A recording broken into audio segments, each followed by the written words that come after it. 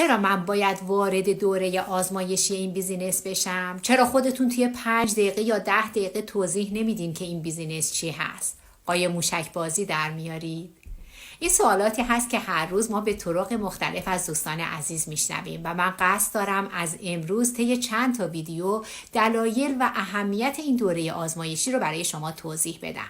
همونطور که میدونید دوره آزمایشی دوره‌ای هست که بعد از تماشای وبینار اولیه رایگان افرادی که مایل هستن اطلاعات بیشتری راجع به این بیزینس داشته باشن با پرداخت $149 که اون مبلغ هم قابل برگشت هست وارد دوره آزمایشی میشن و اطلاعات دقیق‌تری از بیزینس به دست میارن.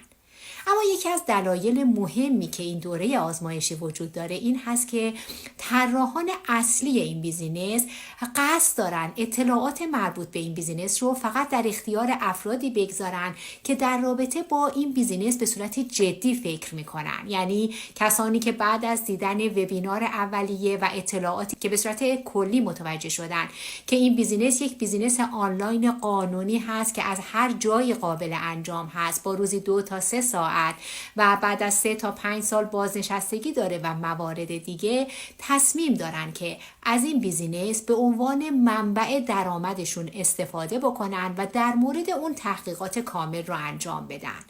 بنابراین یکی از دلایل وجود این دوره آزمایشی این هست که افرادی که به صورت کاملا جدی در رابطه با این بیزینس فکر میکنند رو از افرادی که فقط از روی کنجکاوی در رابطه با این بیزینس سوال میپرسند رو متمایز میکنه. انشالله توی ویدیوهای بعدی در رابطه با علتهای دیگه وجود این دوره ترایال یا دوره آزمایشی صحبت میکنم.